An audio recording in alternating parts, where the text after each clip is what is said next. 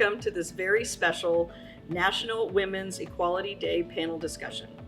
Today we'll be talking about many different topics pertaining to women's equality in the workplace and in our industry.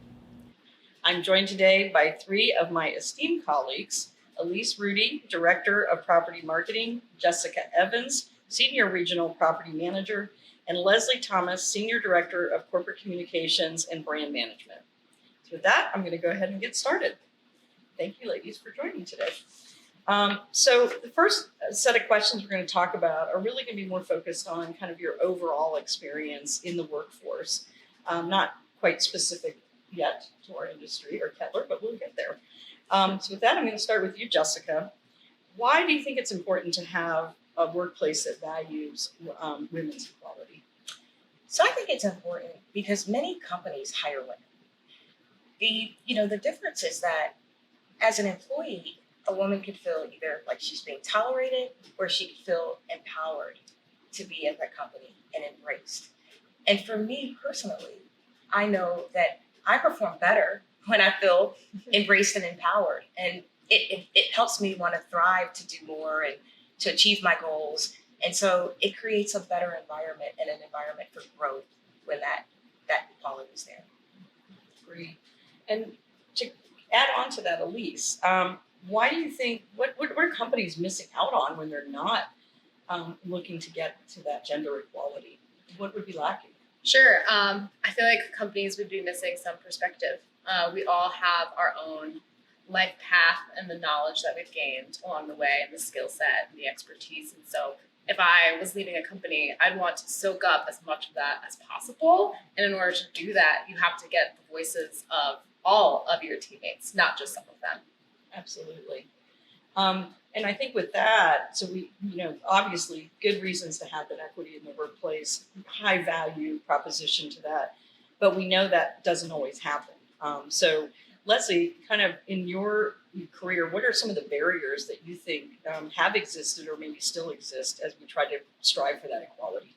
Yes, I think there are some clear elements that even though we're, as an industry or just in general, we're working towards, there's still some elements, for example, focused on parental or pregnancy leave, where there's a little bit of that focus on career growth and career development and trying to do that work-life balance between focusing on that career development or focusing on family development, I don't know, family growth and family planning.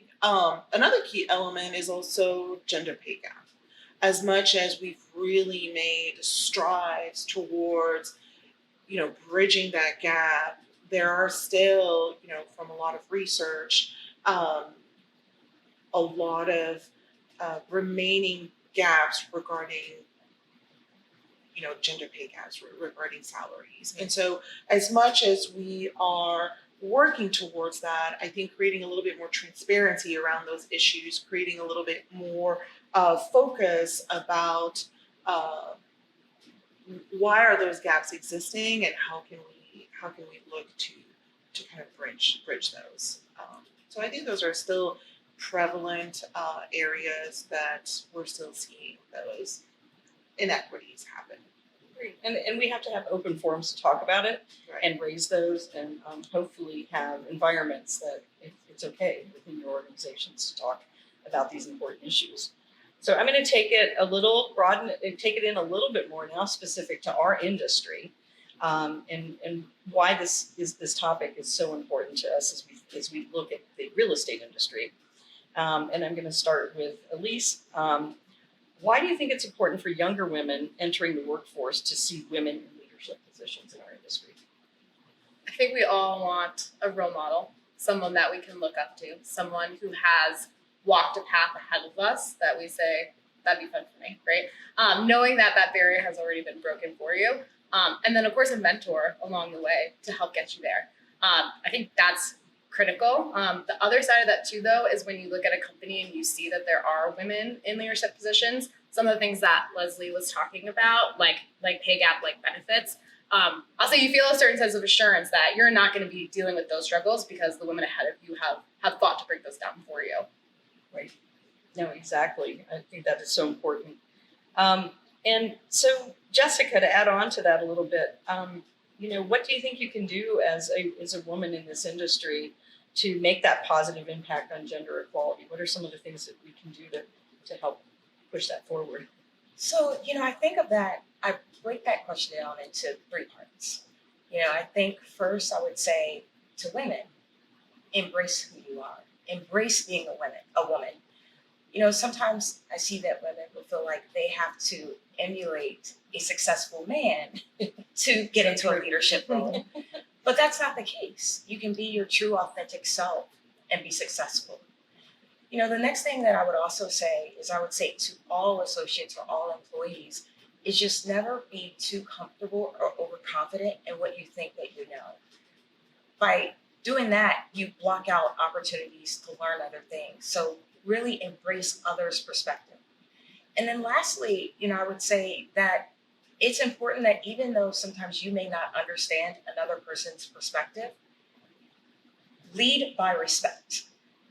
Having that respect in the workplace creates such a better environment, and it also creates opportunity for growth for everyone. Could not agree more. I love how you all are touching on how important it is to get all the voices at the table, because it is about equity and equality at the end of the day. So, to touch on that just a little bit further, Leslie, what's the one thing you know about women and in work you wish you'd known earlier in your career, especially as you kind of look as coming into this industry? Absolutely. I think it joins back what Jesika and Elise were saying, and I think a big element is not being afraid to bring your true self and your whole self at work, and really looking for those opportunities to raise your voice, to be part of the conversations, to initiate conversations, whether they be difficult conversations or focusing on the work at hand that you have, but really having that feeling of this is who I am and this is what I bring and this is my expertise and my skills, and not being afraid to say what you want to say in a meeting and having a seat at the table.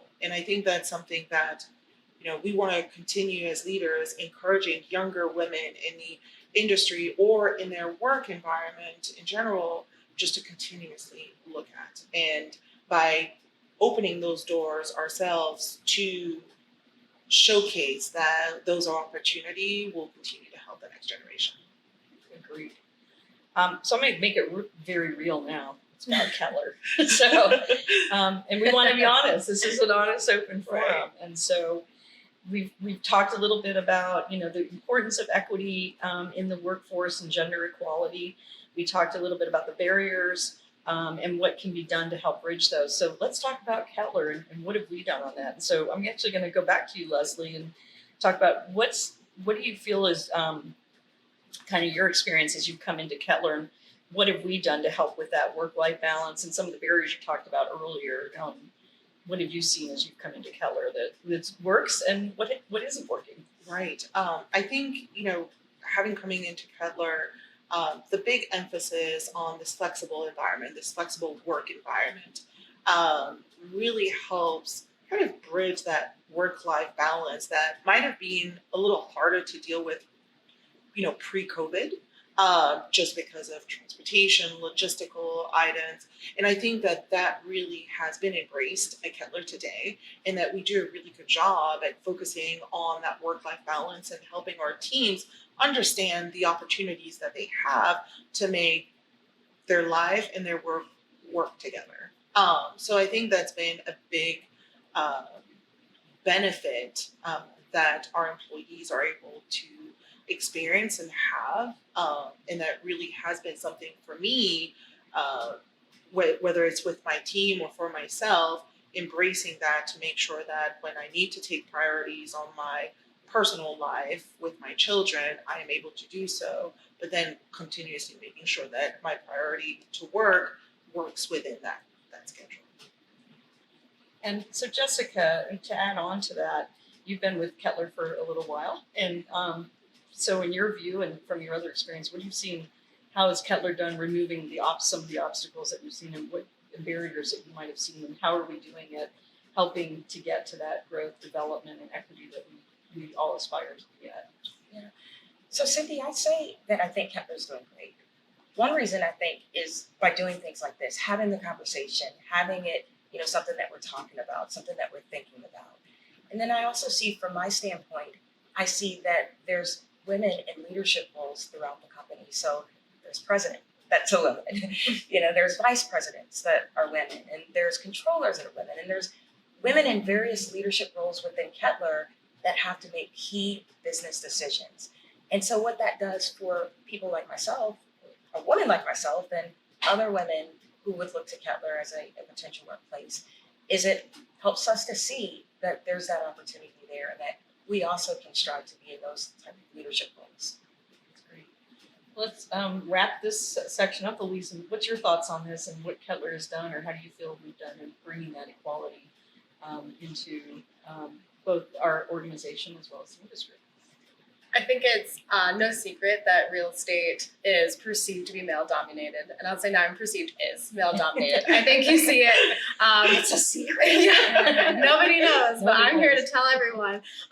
No, you go to a conference, you go to a networking event. I remember being in the Young Real Estate Professionals group and showing up at my first event, and it was like 50 guys and 3 girls, and you're like, okay, like this is the breakdown. Khakis and a blue blazer. I did not have a dress code. No, I did not. But I think that was something that attracted me to Kettler specifically, coming from especially like the merchant builder world, where I do come from.